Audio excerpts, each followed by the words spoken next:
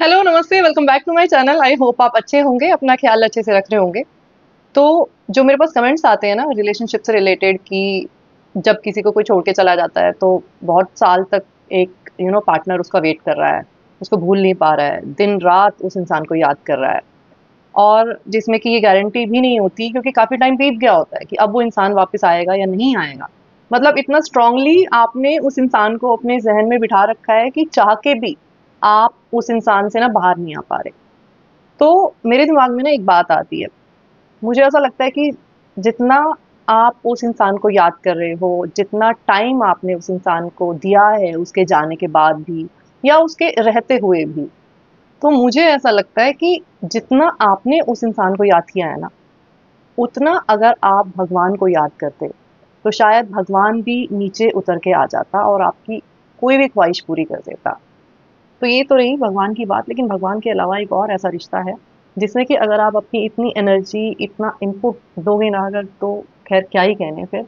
और वो रिश्ता है हमारे पेरेंट्स का, हमारे माता-पिता का। अगर मैं आपको अपना पर्सनल व्यू बताऊँ ना, तो जितने भी हमारे रिश्ते होते हैं, जब से हमारा जन्म होता है, उनमें से अगर एक ऐसा रिश्ता है जो कि बहुत ज़्यादा खूबसूरत है, जो कि हमारा साथ कभी नहीं छोड़ता और जो हमें सेल्फलेसली प्यार करता है, वो सिर्फ़ और सिर्फ़ एक ही रिश्ता होता है और वो रिश्ता होता है हमारे माता-पिता के साथ। जो प्यार, जो केयर, जो कंप्लीटनेस हम कहीं न कहीं और रिश्तों में ढूँढ रहे होते हैं ना, वो सारे के सारे इमोशंस हमें इस एक रिश्ते में ना भरपूर मिलते हैं, अगर हम अच्छे से उस रिश्ते को समझें और अगर हम अच्छे से उस रिश्ते में अपना इनपुट दें तो।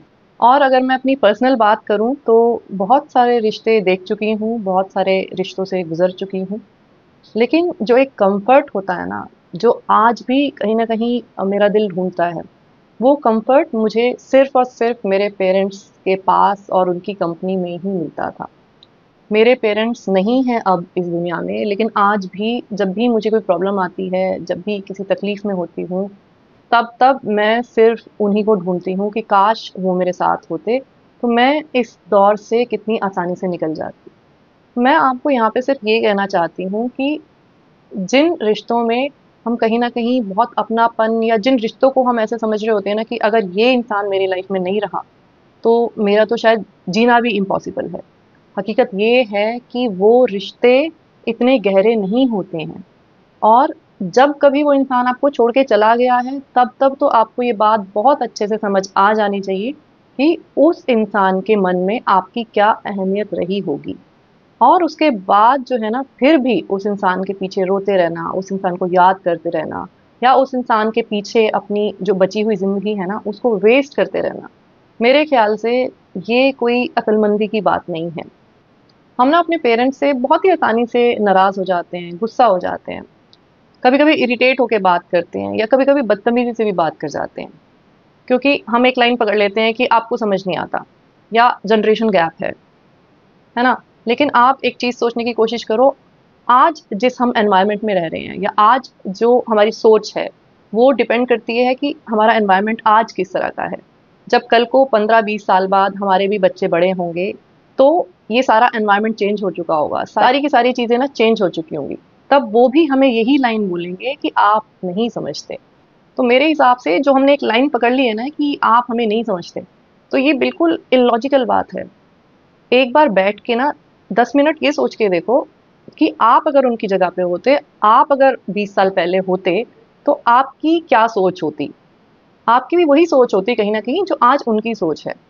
तो और कहीं न कहीं उनकी इस सोच की वज़ह से या उनके बात करने के तरीके से या कभी-कभी उनका गुस्सा कर देने की वज़ह से, हम जो उनकी बाकी चीज़ें हैं ना, उनको नज़रअंदाज कर देते हैं। उनके जो सैक्रिफाइसेज़ होते हैं हमें लेके या उनकी पूरी ज़िंदगी को लेके या जो प्यार छुपा होता है उनका उन सारी चीज़ों के पीछे, वो बहुत बार ना हम देख नहीं पाते हैं।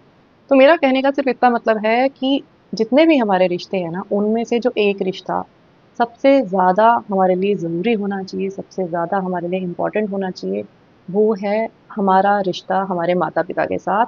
क्योंकि यही सिर्फ़ एक ऐसा रिश्ता है जो कि कभी हमारा हाथ नहीं छोड़ता, जो कि आप कितनी भी बड़ी गलती क्यों ना कर लो, तब भी आपको जो है ना कभी अकेला नहीं होने देता ज़िंदगी में और यही एक रिश्ता ऐसा है जो कि आपसे सबसे कम एक्सपेक्टेशन रखता है।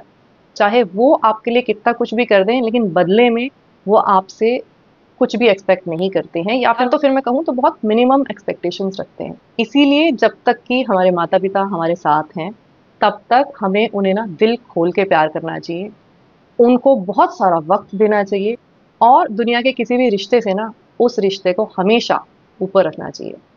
कभी ऐसा ना हो कि बाद में आप ये कहते रह जाएँ कि काश मैंने ऐसा कर लिया होता, काश मैंने वैसा कर लिया होता।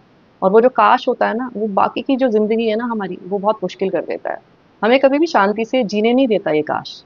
तो इसीलिए अपनी लाइफ़ में कोशिश करो कि आपको ये काश कभी भी कहना ना पड़े। तो आज की वीडियो में बस इतना ही। मैं आपसे फिर मिलूँगी एक नई वीडियो के साथ।